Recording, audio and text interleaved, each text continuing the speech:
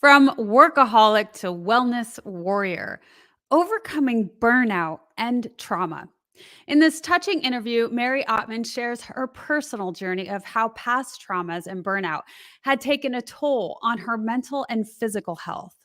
She describes how she experienced imposter syndrome, anxiety, and burnout that resulted in her hair falling out and even a visit to the cardiologist. But Mary chose to heal. Through her determination and a newfound dedication to self care, she shares how she overcame these challenges and broke free from the cycle of trauma and burnout. Her story will inspire you to take the time to heal and prioritize your well being. If you're struggling with stress, burnout, or trauma in your life, then this video is for you.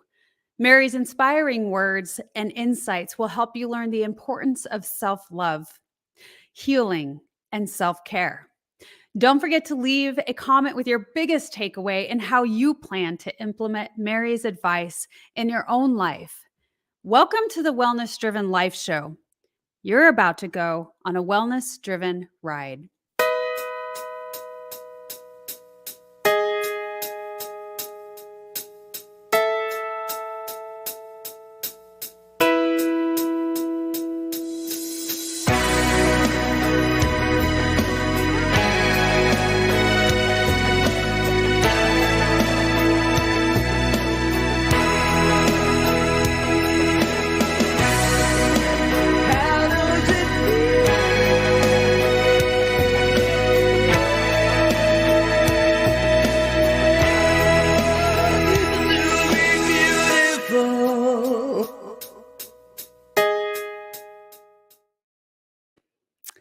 Welcome, and let me introduce our incredible guest today.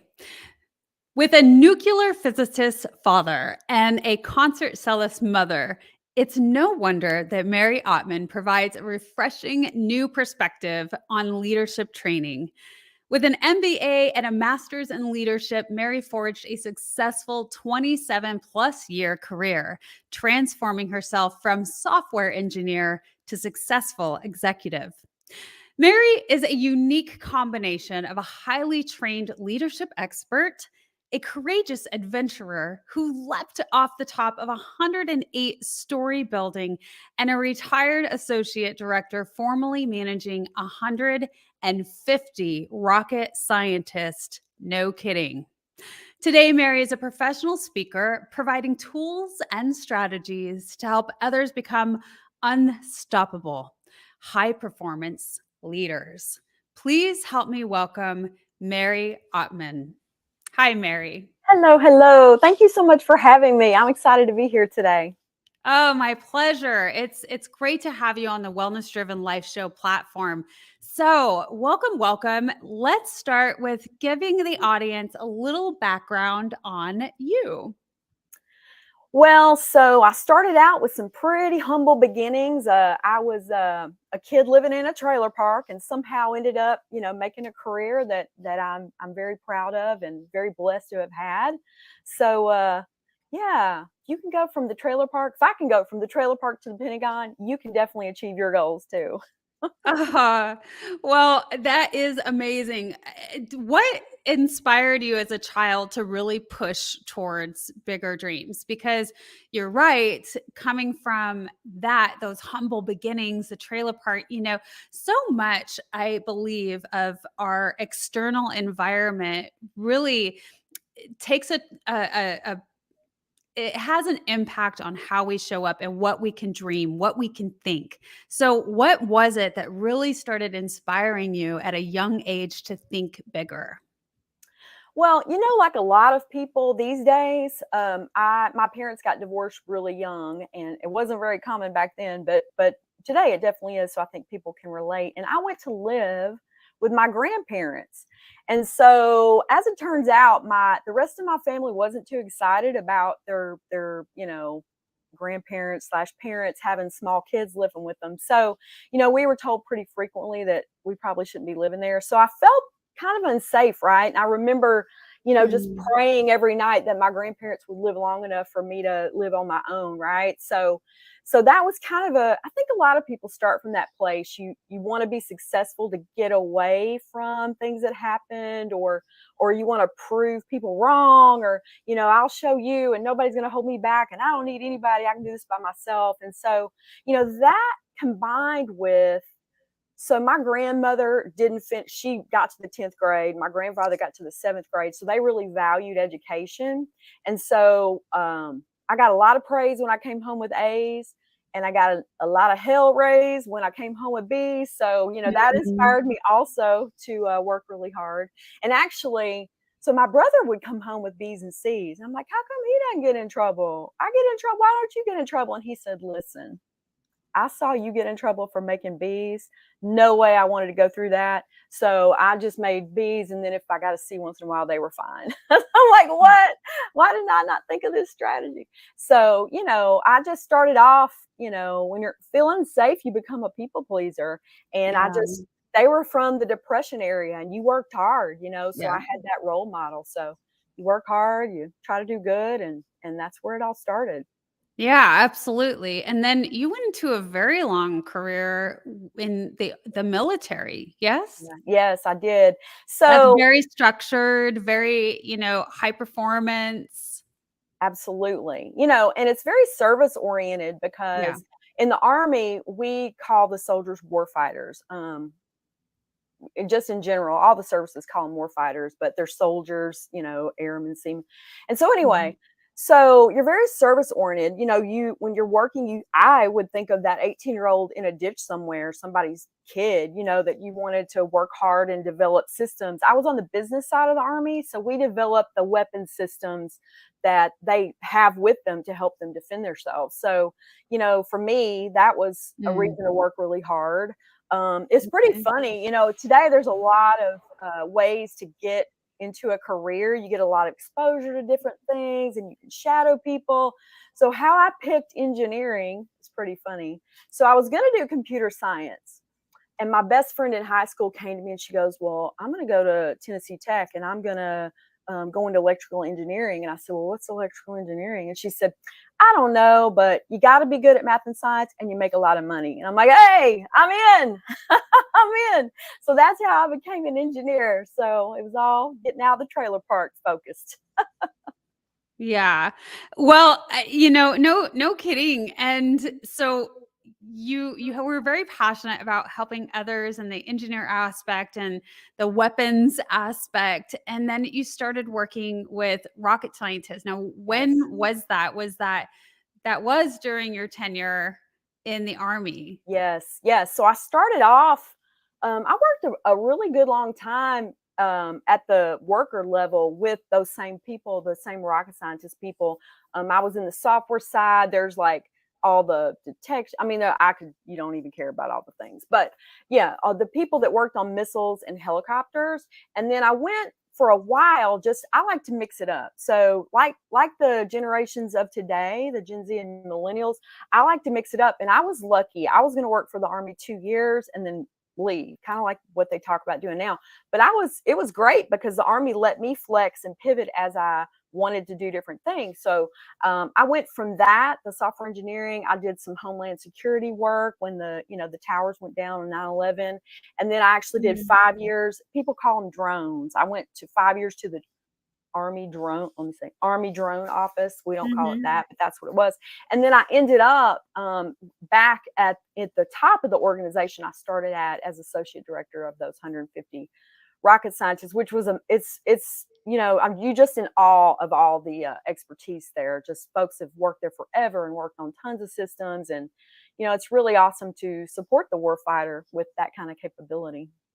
Now, okay, so you were very excited and you were around all of this, these very brilliant minds, right? Was it ever, now be honest, did it ever feel like unrelatable? Like when people are really thinking at this extraordinary level, is there a dry humor? Like, how did you fare? Did you do well?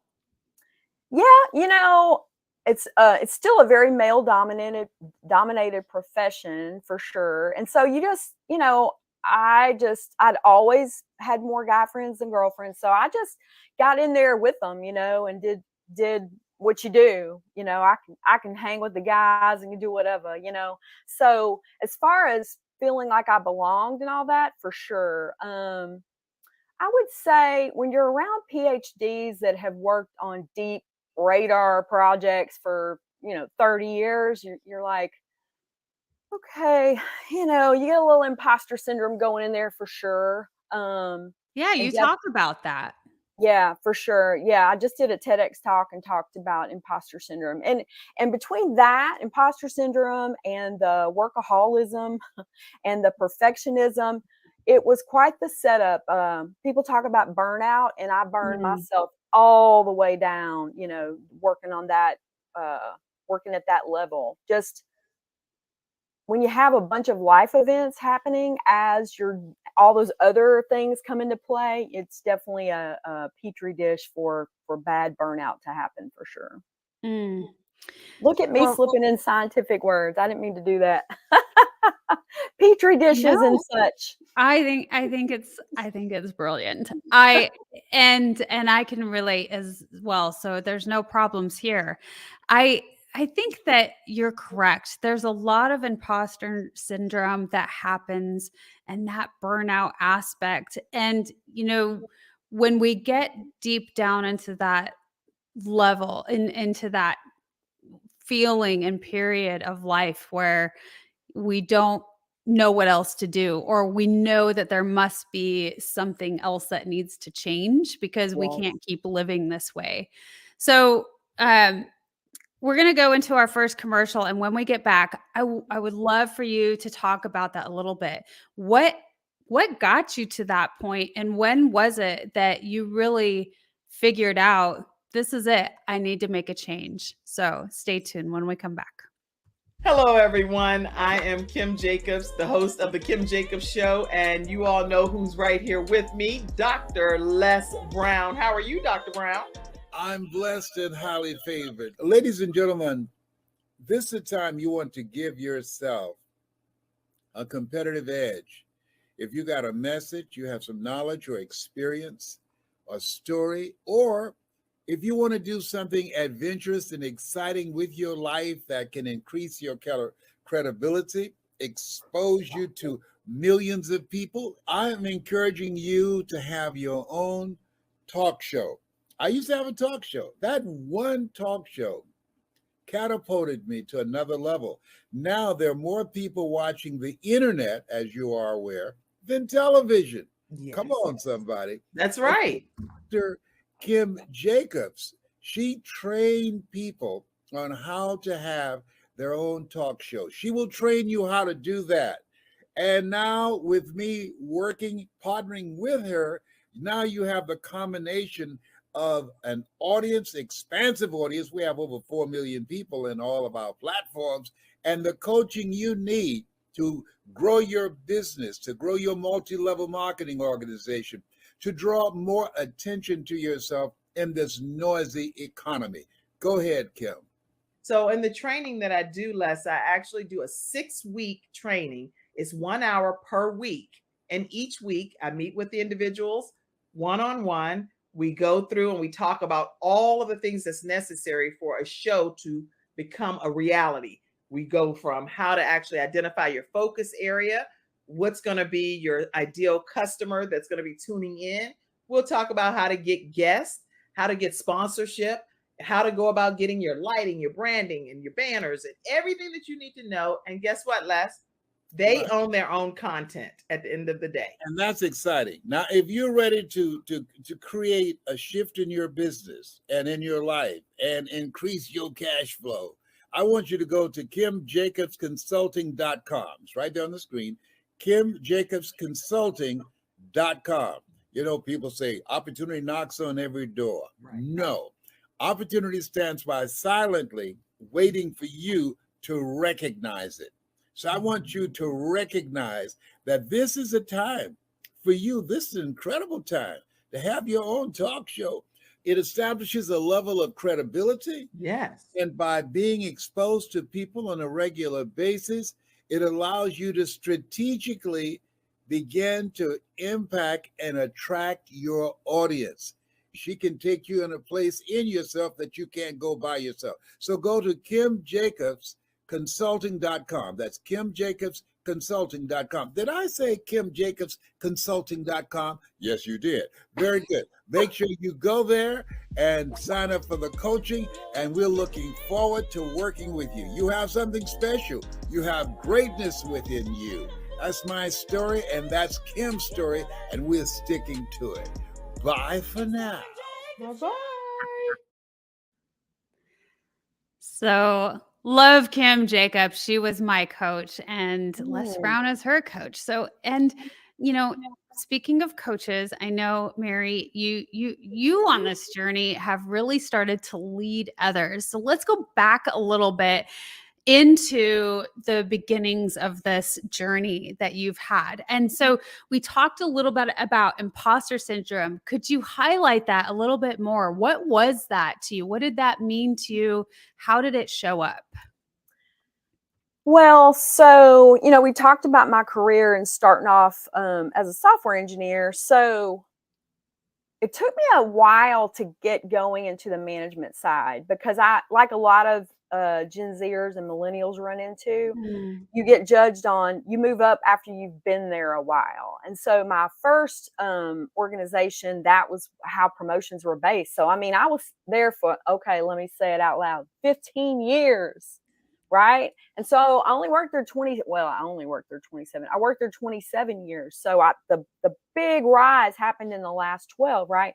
Yeah. So when somebody took a chance on me and put me on that track to rise, I talk about people pleasing and workaholism. I just went after it. Right. Yeah. And so I ended up in that drone office I was telling you about, and a bunch of stuff happened. First of all, I worked on the missile side forever, and everybody told me, ooh, the aviation side, the helicopter side, ooh, they don't like missile people. They're very much their own culture, their own environment. Like, you're going to go over there and they're not going to take you seriously, And so you walk in with hearing that. And so I'm not one to let things like that hold me back, but it is kind of in the back of your mind, right? Sure. So you work even harder just to be well, taken and it's seriously. a general consensus. And when there's a general consensus, it's a little harder to battle that, right? Or to rise above it, so to speak.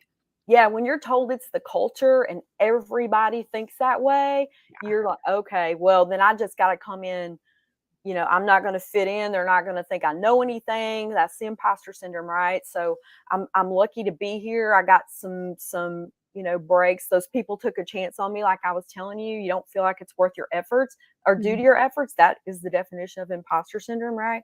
So there I am now on the aviation side, and I'm working for a brilliant lady who basically came up.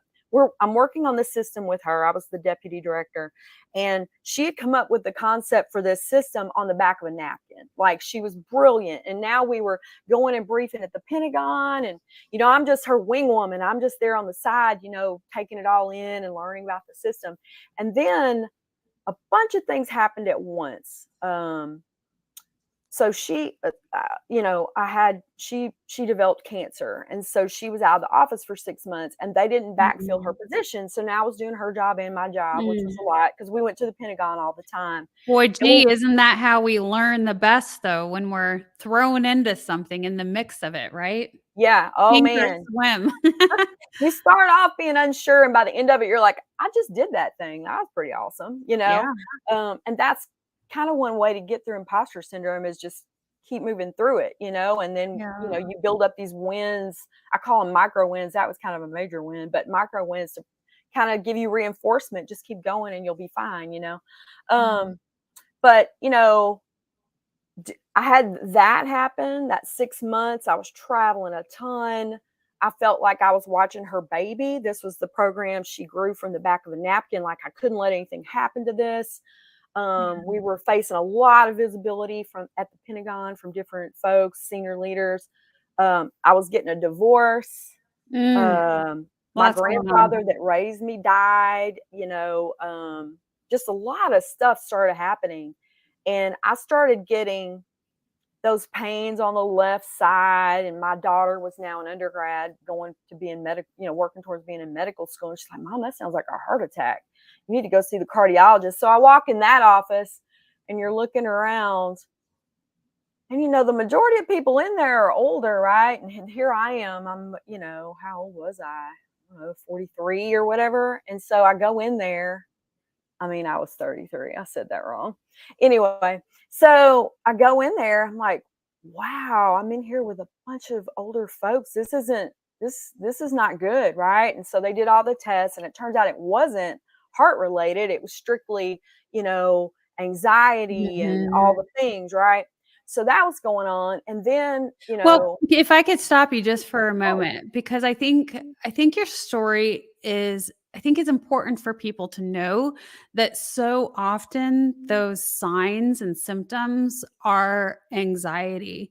And so, but you should always get things checked out, right? Yes. And also to know that if we can start doing some things to help alleviate anxiety symptoms, then, it might help alleviate other things. But I just wanted, I feel like somebody needs to know that and hear that oftentimes more than not, it's anxiety. And you had so many things going on in your life, Mary. I mean, divorce, loss, job stress, and all of those stresses lead to anxiety, and that leads our bodies, when we're living that constant stress, to react. Of course, why wouldn't it? We're not designed to continue on like that, right? So, our bodies are trying to give us this, hey, slow down, signals, Yes. something isn't right here, slow down. So, and I was listening to some guests that you had on who I really enjoyed their talks, and it was I want to make sure I got the names right. Tammy Barlett, who was an Air Force pilot. Yeah, who she said a lot, fail out before you bail out. Like, keep going until you fail. And then Chad Foster said, no excuses, keep going, right? Yeah. And that's the Army mentality. That's the military mentality, is go. David Goggins, go until you drop. Well, I had the same mentality, and by God, I dropped, man. I dropped. And I think it's important too, and I said this in my talk recently, a lot of people hear imposter syndrome, just work up your courage, it'll be fine. And anxiety, take some medicine, do some deep breathing, it'll be fine. But I don't think not anybody, but I don't hear it much where that can all, with the burnout, I mean, it can lead to major physical symptoms. Yeah, absolutely. And it's so important to address that stuff early, because it's taken me years. I mean, literally years to pull out of that. So, yeah, absolutely. I think it does for most of us. I mean, think of all the years we've put learning, living that way, in that high stress mode, and that go, go, go. And I think too, yes, that may be a more militaristic thought approach, right? Where you just push it, push it, push it, push it. And at the same time, there's an emotional intelligence that can go along with that.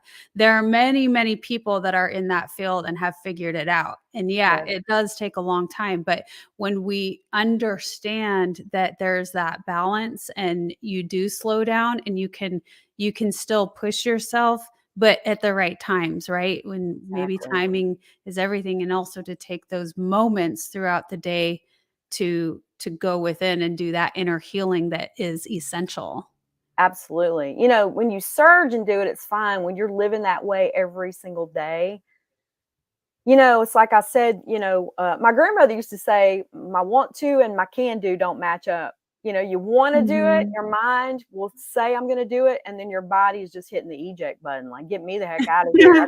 I can't handle it, and that's bad, because I'm a workaholic. I'm a perfectionist. I'm an overachiever. Giving up is not in my vocabulary. So it was a big deal for me to finally realize, like, you can't do what you're doing. And so, when your hair starts falling out and you're a single lady, that takes hair. Okay. It may seem vain to people.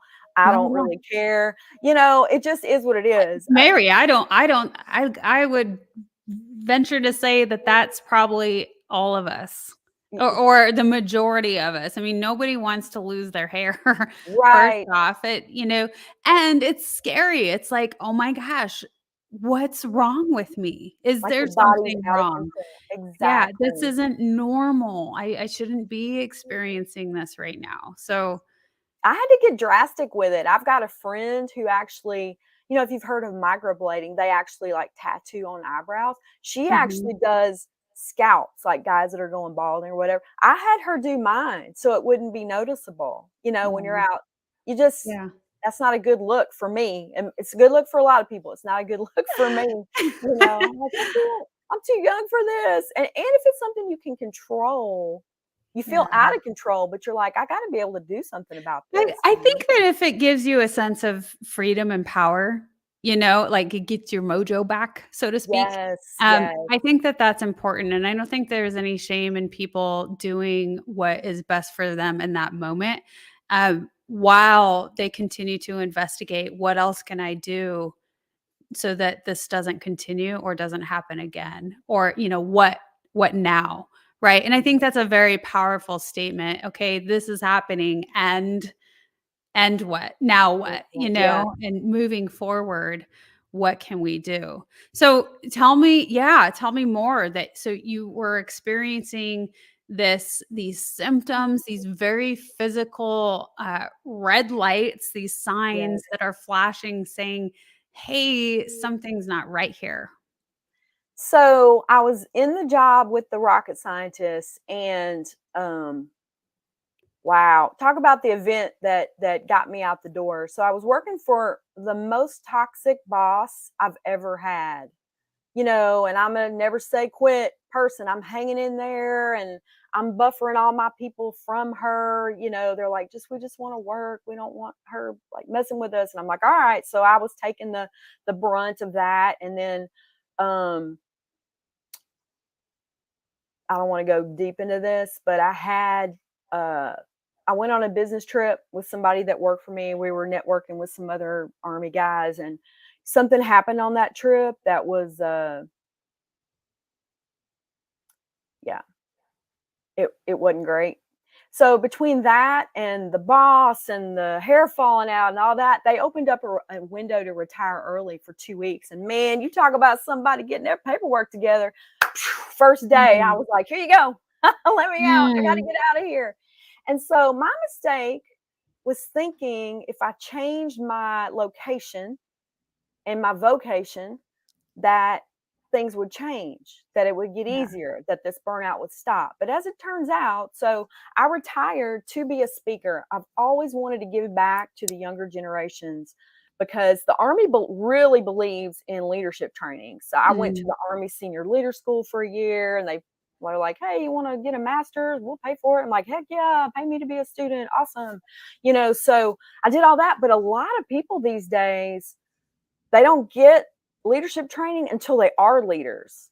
I was actually at a networking after I got out. I was here in Austin, and I went to a networking lunch, and I was sitting next to a retired CEO. And I don't know if you've heard of the Vistus Group, I believe is what it's called, but it's a group of retired CEOs that advise others. And I was telling Mm. them what I do, and I said I think people should be trained in leadership far before they get into actual leadership positions. They need to know how to deal with difficult people, how to diffuse tense situations, how to Mm. communicate tactfully, like Bob Berg was talking about on your other show. Mhm. All these skills. And he said, I don't believe in that. And I Why said, what was his opinion on that? he said, I don't think they need it till they become leaders. And I had read his bio before I got there. I highly recommend doing that if you're going to a networking function. And I'd read his bio, and I said, well, weren't you in the Air Force? And he said, yeah. And I said, well, doesn't the Air Force start training officers as soon as they join the military? Like they give them a little bit of responsibility, and they train them how to manage that. And then they move them up, and they train them leadership skills for a little bit bigger, and they step them up. And he said, yeah. I said, okay. You don't have to rub it in. He got the point, right? So, I just think today the Gen Z and millennials they're getting a little older, but they still want this too. is that leadership training. They want to be developed from the beginning. Like now, more than ever, giving people leadership training early, it's going to keep them around. You know, you drop the turnover costs that are so high to corporations. So, you know, that's what I retired to do, to give back and help those guys and gals, you know, early, so they can have those remarkable careers they want to have, whether they want to go up the ladder or if they want to, you know, like flourish where they are. You know, you don't necessarily have to be a CEO to be a leader, right? You can be a leader in your household. You know, you can use leadership skills when you're negotiating for a car. You know, I mean, you use that stuff wherever you are in life. Yeah. So I have your book. I'll share this with the audience. Thank you. We heard 7 steps. And I love this because, you know, communication is such a big key for all of us. And I also want to take a moment. We have a few viewers. If you viewers have any questions or comments, leave them in the comment section below. If you have, you know, thoughts or anything you want to say to Mary as she's here on this platform. But I'm very curious how you got so inspired. So you've said a few things where you experienced imposter syndrome, where you experienced burnout, and now you're going into, I want to share my knowledge and leadership skills to empower a younger generation. Well, and as I was saying earlier, it took me that 15 years to get on that track to move up, because part of it was me wanting to, you know, I can prove that I'm worth it. You know, I can prove that I'm good enough. And they would say, oh, management is for dummies. You know, only people that don't know what they're doing technically go up. And so I kind of soaked that in and believed it, you know. And so I didn't have that mentor early, right? So many people don't have mentors now. And once I got on that track and got a mentor, I had a few mentors behind me that were encouraging me and helping me see, you know, what steps I needed to take, and gave me advice. Once I had that, I mean, it was night and day for my career. And so seeing that people still aren't really getting that, it inspired me to give back and like to get out now and just get out there and start telling people, advising them. People need to do what they want to do, but giving them, at least opening up their world to see, you know, if you do these things, you improve your chances of moving up for sure. Yeah, absolutely. And so we're going to go into our second commercial. And when we come back, I want to talk a little bit about what it has been. All of the things that you discovered has really led to greater healing. Stay tuned when we get back. With key ingredients supported by over 80 clinical trials, the exclusive formulation of the Bella Grace Collagen Elixir is changing lives everywhere. Ingesting collagen peptides alone is not very helpful. This is where most collagen products fall short, and where Bella Grace changes everything. Unlike other collagen products, the Bella Grace Collagen Elixir controls the gene switches which activate collagen creation and disables the enzymes that break down the matrix. Bella Grace Collagen Elixir contains Verisol, the world's best and most clinically studied form of collagen. These elite collagen peptides influence the skin's collagen metabolism directly from the inside. Nature's most powerful antioxidant. 6,000 times more potent than vitamin C, Astaryl astaxanthin prevents the activation of gene switches that drive inflammation and activates the gene switch responsible for cellular repair and longevity, forming bridges across cell membranes, protecting them from free radical attack. Amazonian cat's claw suppresses the enzymes that degrade collagen and our skin matrix caused by oxidants and inflammation. It simply turns the switch off. The world's most studied collagen, plus activating the genes that make collagen, plus switching off the genes that break down collagen, has resulted in something the world has never experienced. the Bella Grace Collagen Elixir. Start your 30-day Bella Grace challenge today.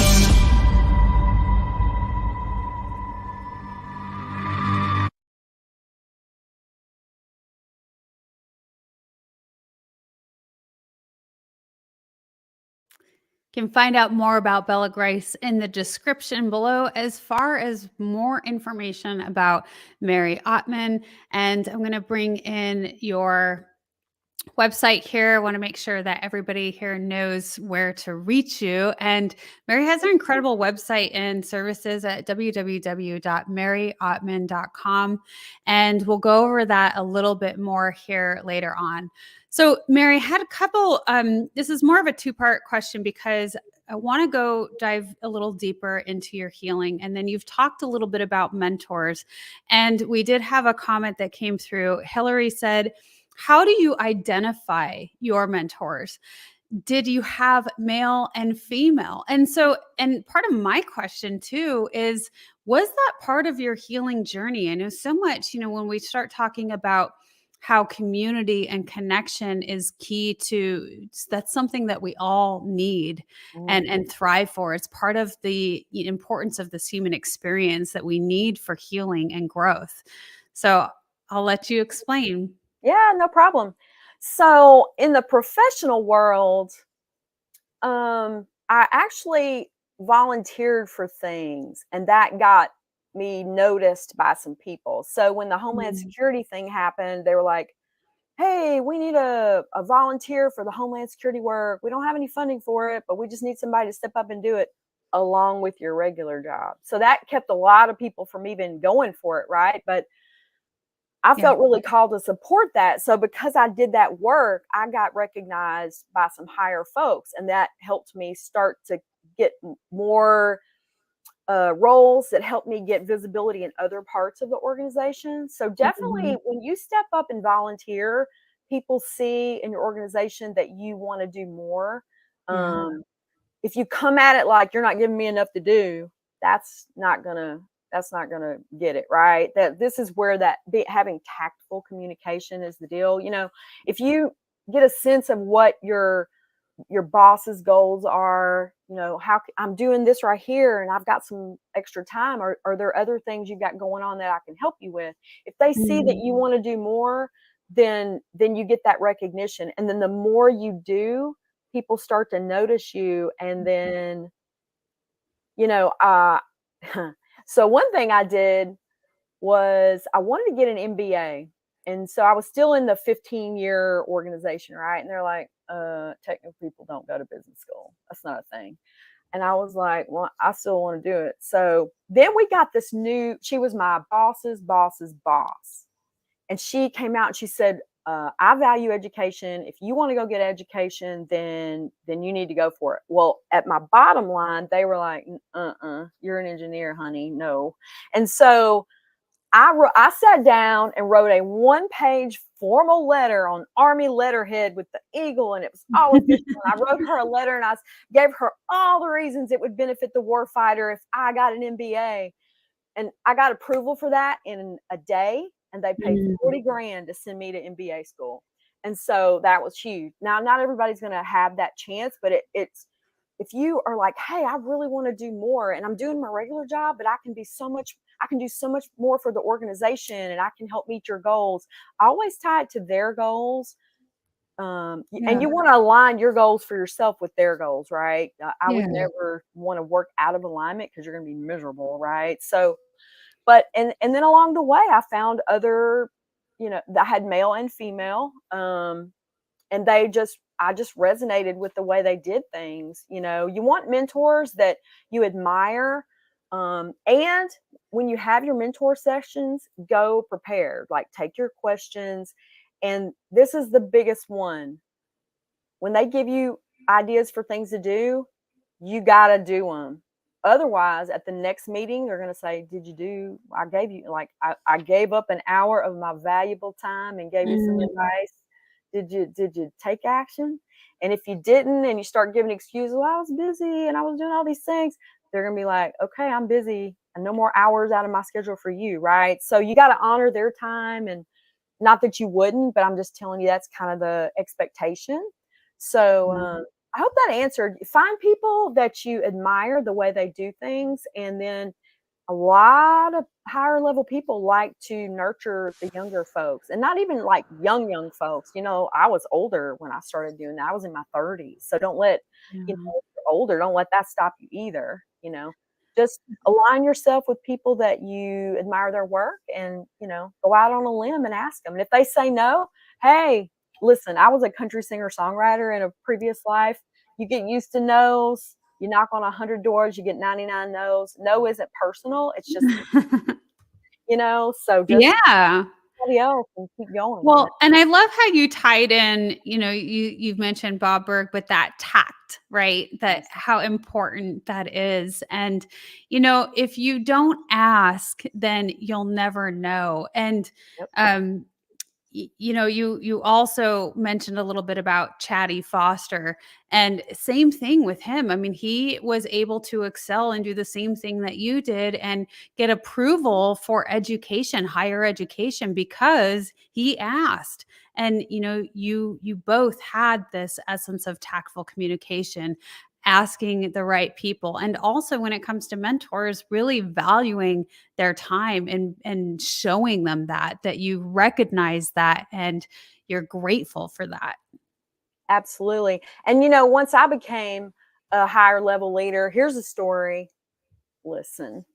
So I went to a mentoring event, and we had a bunch of people there. And so the mentees would sit at a table, and we'd go table to table and visit everybody. One lady, this is what not to do. One lady was sitting there. She's a nice, super nice older lady. And she said, I think there's ageism happening in my organization because I keep trying to get promoted to executive assistant, and they keep turning me down. And I think it's just because I'm older. I think it's ageism. She was wearing a sweatsuit. Now, do I want people coming in to my executive office seeing an executive assistant wearing a sweatsuit? That would be a no. So if you want to move up, I always say they got to see you there before they'll put you there. You got to be dressing the part. You got to be acting the part. That's why I think people need leadership training earlier. So, if you're going to get a mentor, like, you got to show up looking like you want to move to the next level. So I always give people that advice because it was just jaw dropping to me. Like, what? Really? Okay. So. Yeah, that isn't, you're absolutely right. And it shows, how you show up is how it's gonna, how you're gonna perform, and people see that. And so I want to go a little bit into what were some of the things that really helped you. I mean, you were on this horrible downward spiral in your health, and what were some of the things that really started getting you to think differently, act differently? What are the action steps you took to help get out of that rut? And you did mention, I want to really highlight this too. You said, just because I left that corporate world, I continued to show up the same way that I was, because again, like we've said, that's really, really hard to get out of that continuous years and years and years, a lifetime of doing the same things over and over and over. So when you think that moving or changing careers is going to be the fix, there's more to it than that. Absolutely. Because a lot of people today, I hear they want to leave corporate and start their own business. So I think it's important to bring that up because it is. My mindset moved with me. My workaholism, my perfectionism moved with me. And here's the thing, when you work a regular job and you suck, the check still shows up every 2 weeks. When you're a small business owner and you suck, you don't get money. You don't get paid. Yeah. So, and I'd always heard entrepreneurs work hard. And I'm like, well, dang, I'm over here working hard. Hey, no problem. I'll show up.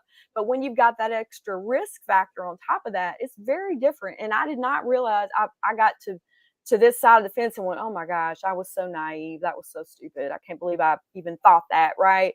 But it's true. So I bring my mindset over to this side and crazy things happened. Like, that last corporate check that's got all your leave in, that money they're going to give you for all your hours and all that. It didn't show up for 6 months. And then my bank account got hacked, like all this extra financial stress got added. And then I had a speaker business coach, and they were like, well, you're going to get up and speak. And then what's the next step? What are you going to offer them after that? You gotta offer them another product. Right. What's your ask? And Yeah. I'm like, but I just want to speak. What do you mean? And they said, well, what about coaching? That's what most people offer. And I'm like, I mean, I'll try it. So I didn't want to start my own necessarily. So I went and coached for a couple of them were multi-7-figure coaches. So I was coaching their clients for them, and some entrepreneurs, professionals, a good mix. And it was pretty wild. Imposter syndrome across the board. Because it's brand new. You're entering this totally new thing. I mean, even though you're good and you're skilled at things, you're knowledgeable, right? That's what you want to speak on. That's how you want to show up, because I know this very well. But there's all of the other aspects of it, the business side of it, where, company, corporate, whatever, was already doing that for you. Yes. You didn't have to know all of the different hats that were worn, and the marketing, and oh my gosh, I have to market myself. Wait a minute. I have to learn how to make Instagram reels, and I got to learn how to website update, all the things. I had no idea. It's actually fun. I'm a software engineer, so I like to do it, but you can't do it all. Like, you got to make money behind the scenes, back end stuff does not make you money, right? Mm-hmm. So I'm that program manager, mindset. So I had planned A, B, C, D, and E. All the money wasn't coming in, so I'm going to do this and I'm going to do that. And I even started. I don't actually know any other leadership speakers who've done this. Maybe there are, and I just don't know about it. But I actually, instead of getting a big girl job to fill in the gap, I decided to go undercover boss. And so I started working where the younger generation was working, kind of observing, like, how do you encourage and inspire Gen Z and millennials if you've never been down there with them on that level, and hearing their concerns and hearing what they're doing. You can read a report of a study that was done about how they think. It's not the same as the day-to-day grind. So I did lots of different things. Clint Pulver did that. That's all about, that was all where he came from. He did the undercover millennial, I believe, is his title. So you can look him up, but he did essentially the same thing.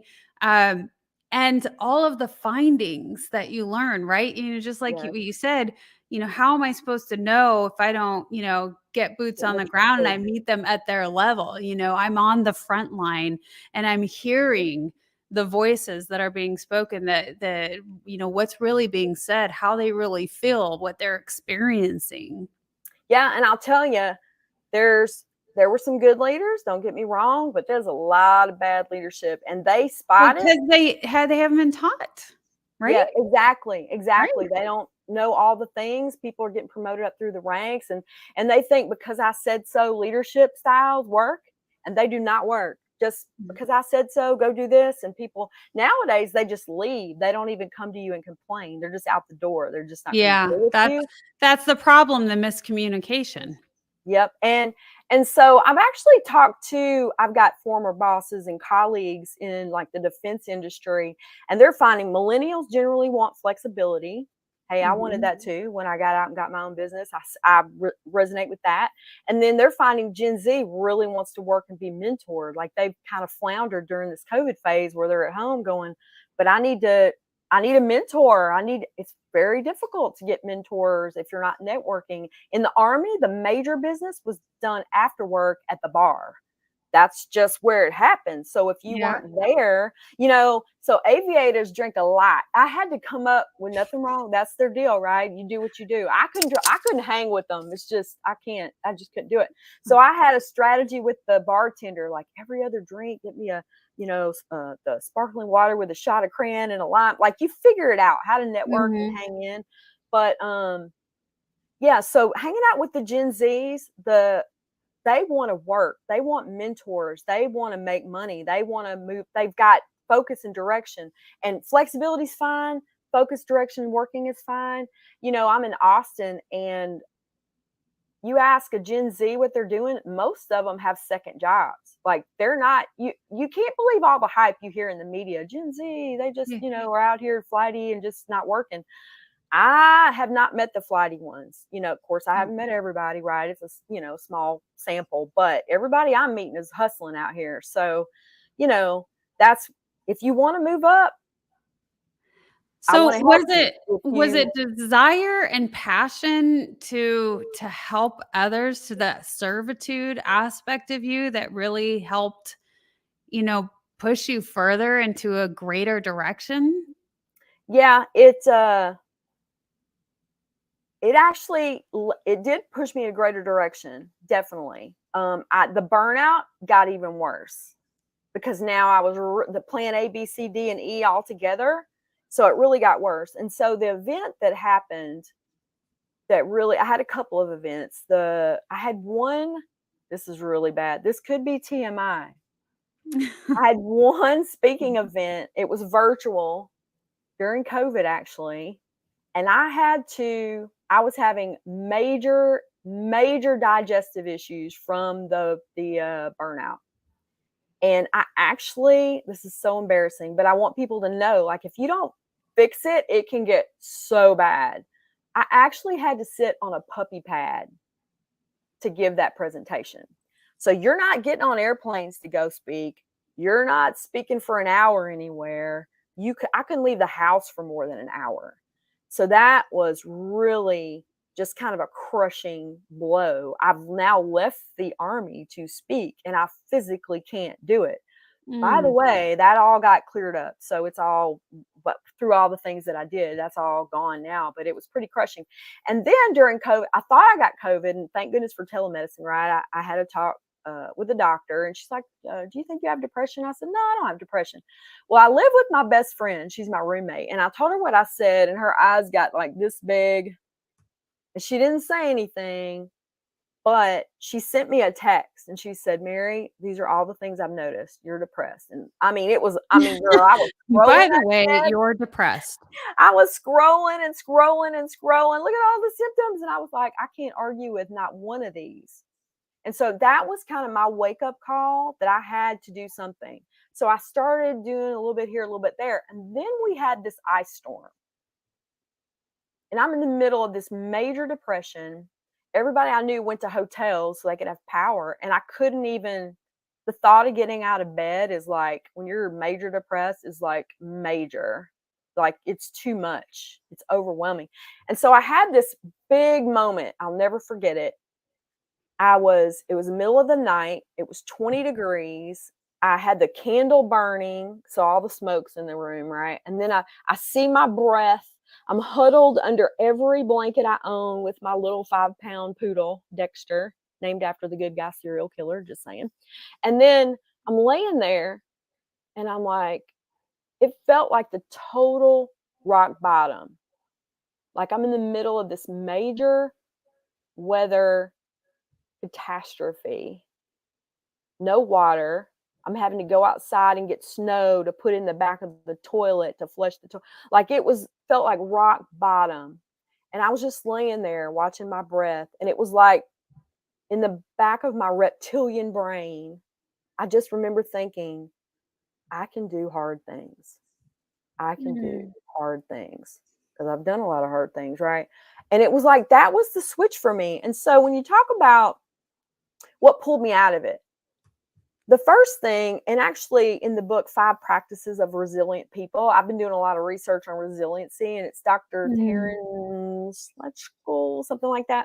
Yeah. She mentions vulnerability. Well, that was what I did with my roommate. I was open to that feedback. I was vulnerable instead of going, no, I got this. Like I always used to, I got this under control. I took that in and was, instead of getting defensive about it, it's like, this is right. This is right. Because when you're in the middle of it, it's very difficult to figure out how deep you're in this, right? Yeah. Have you researched Brene Brown's work on vulnerability? Yes, I have done extensive work. 1000%. And it's just, It's huge. And it's that fine line of, if you want to be a leader, like, you can't go ask permission for everything. Like, you got to have that take charge side, but then you got to know when you need help, when you know. So I was just down there, just like, and I remember like thinking off to the side, looking at the way I was thinking, going, this is so not you. What is happening? This is who are you right now? You're not even living your own life. Whose life are you living? Oh, yeah. I think that when we have that realization, it's a huge turning point, like, this isn't me. And I don't want this to be me. Oh my gosh, no. Like, envisioning yourself. I've never been one to just lay in a huddle and just take what comes. Like, you're just like, no, I can do hard things. And at first it wasn't a, no, I can do hard things. It was like this little bitty whisper in the middle of a desperate situation. I can do hard things. I can do hard things. And so I started working on that. I started researching. And for some reason, I started looking at Tony Horton. And he was the P90X guy, right? But he doesn't do that anymore. He had this major health event where he was in a wheelchair. He couldn't walk. He got really shriveled up. His muscles went away. And he figured all that out. And he was talking about depression. He said, exercise will change your body chemistry. It will help. And that, I'd always thought, exercise, smexercise, and I thought, wait a minute. He went through all this, changing your body chemistry. This is chemical, right? This depression thing. Maybe there's something to this. So I found a program that really worked for me that you could do at home. And I ended up losing 30 pounds. So, I did the exercise thing. And then you start doing some more research, and like a lot of the big CEO guys believe in meditation. I'm like, okay, so they believe in it. I would always like, listen, I would try to read a book and just start with the front jacket cover and fall asleep before I finish reading it, like exhausted, right? Maybe it's the time of day, Mary, that you're reading your books. No, it was daytime. It was daytime. It was daytime. Like, maybe I'm exhausted. Maybe that's it. So I folded in the sleep, right? And then I worked on meditation. At first, I couldn't get my mind to be quiet. And I still work on that. It's still not perfect, right? But it's better. And when I do it, I feel better for sure. So starting to fold in these self-care practices, wellness-driven life. There's a reason people talk about that stuff. I can definitely tell when I do that. And then I found on YouTube, they have these things called binaural beat.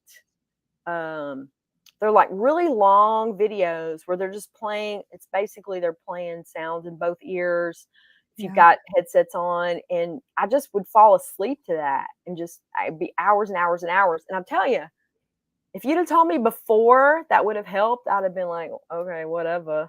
But it did. So stacking these little layers of mindfulness, wellness practices together, it really helped. And of course, I went and got professional help for the depression too, right?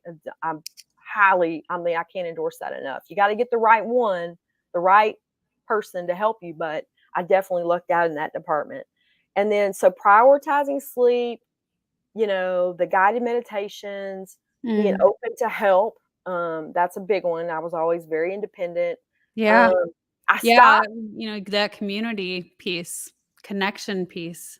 Yeah, 1,000%. And speaking of that, I had been in a group run by Suzanne Hanna, and she does shadow work is the stuff she calls it. She is a therapist, but it wasn't a therapy group, but she was doing shadow work. And basically, she helps you deal with stuff that happened in your past. Yeah, it's recognizing a darker side, the sides that we never want to go to. Nobody wants to go into those shadows, right? Exactly. Yeah.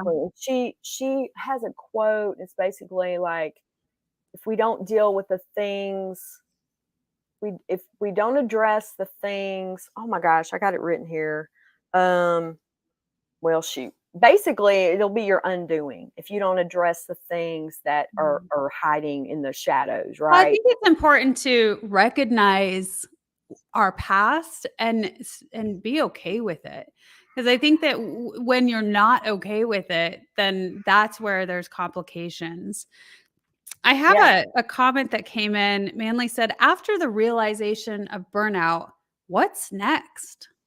Well, and that's what all these practices were adding up to. So, coming out of the health effects from the burnout, it ended up in depression. It ended up in all the digestive problems, the hair falling out, I ended up with food allergies I'd never had before.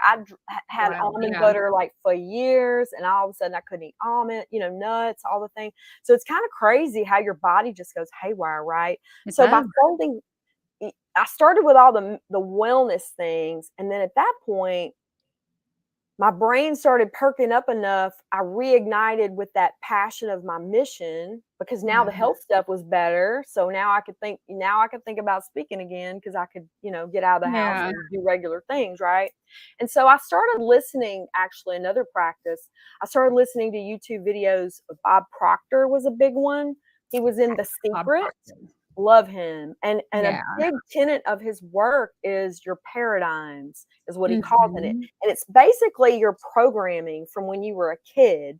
And so the way I like to explain that is, when things happen when you're a kid, you absorbed it with your little kid brain, and you can't really make sense of it, right? You tie Yeah. it to strange Well, it's things. a totally different perception, right? Because our brains are developed in such a way then than they Yeah. are as an adult. So it's impossible to, be able to rationalize and understand an event that happened.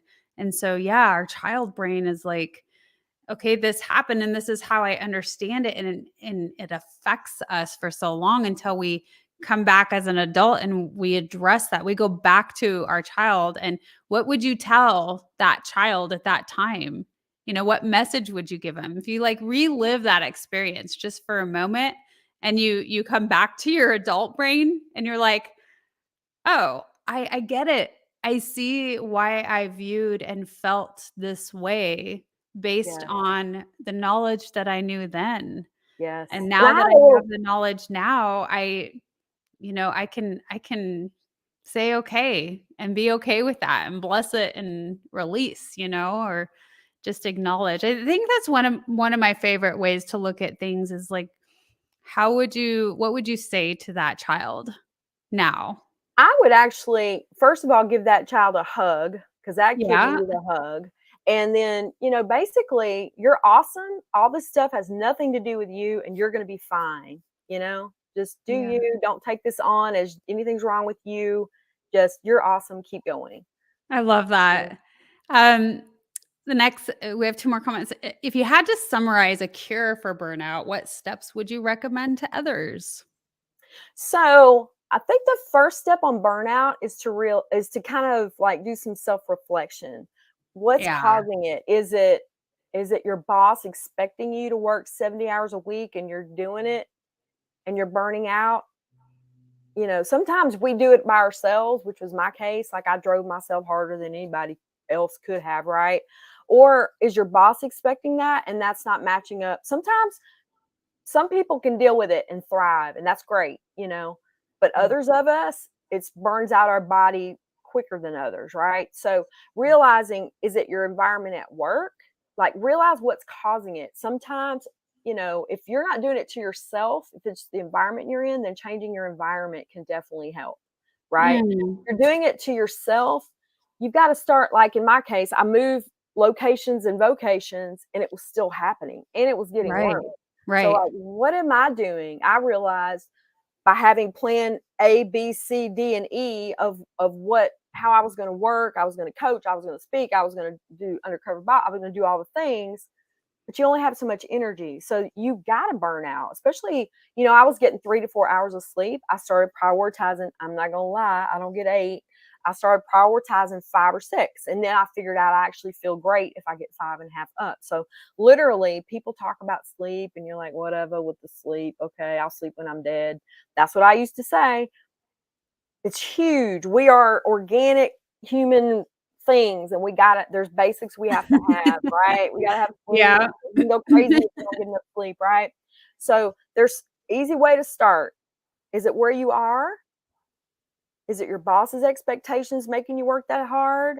Is it because you're someplace that doesn't align with your values and it's just absolutely wearing you out to work there? Some people wouldn't thrive in an army environment because they don't believe in war. So if you're there, it's going to absolutely demoralize you to be there. I was fine. I was great working there, right? I want to support our guy in the trenches. But some people wouldn't. So do you align with where you work? So That's a powerful statement. Do you align? Does this feel right? Does this bring me joy? yeah, You've definitely come so far, Mary. You've done all of these things to really dive deeper and understand, and all of the research. I think it's first of all, it's always going to be continuous. that's true. There's not going to be a point where, unless we're extraordinary beings majorly, right? Where it's very, very few and far between where people have ascended to that level of mastery, right? Where they have really figured it out. And it takes most of us, the majority of us, a consistency. It's a consistent learning, exploring, understanding, and growing. And so you've done so many wonderful things. I want to make sure that everybody again knows how to reach you. Mary's website is www.maryottman.com. That's MaryottMan.com. Also, the information is going to be in the descriptions below. It looks like I had one more comment come in. Hillary asks, do you think there is a higher probability of burnout when you aren't doing things that align with your values? That's a great question. I think if your circumstances are critical, if you don't have that job, are you going to go bankrupt? Are your kids not going to go to school? Are you going to, starve? The more you have to have that job, the more chance there is you're going to have burnout, because you feel trapped, right? You don't feel like you can leave. I think there's definitely, if you're in a place that doesn't align, there's just some friction, right? The whole time. If you're working for a toxic boss, oh Lord, I had that problem.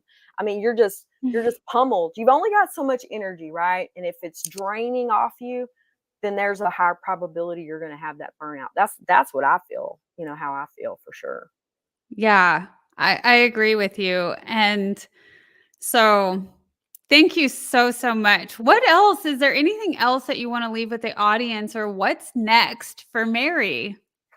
Well, what's next for me is I'm just really enjoying speaking. I did an event in Fort Worth, Thought Leader Talks, and I just did a TEDx talk, and I'm just enjoying, COVID's opening up the speaking events, and oh my gosh. And in terms of what to leave people with, I think it's important, no matter what's happened to you, where you've come from, people that have done you wrong, you feel trapped in what you're doing, and you want to get out. Just remember, you are enough.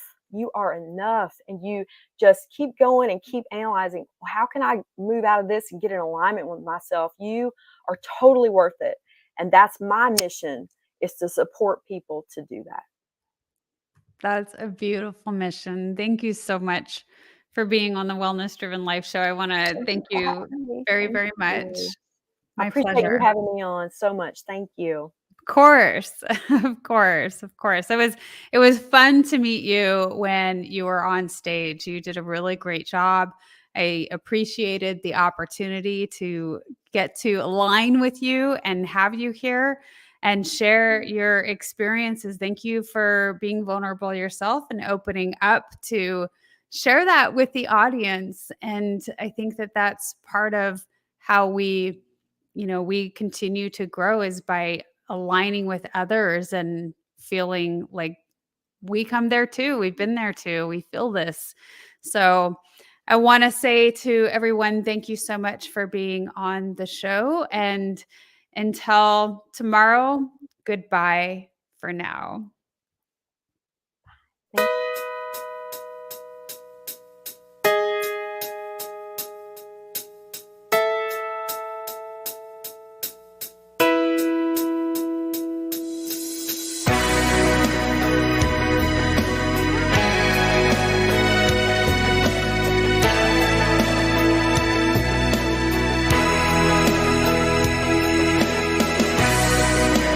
How does it feel?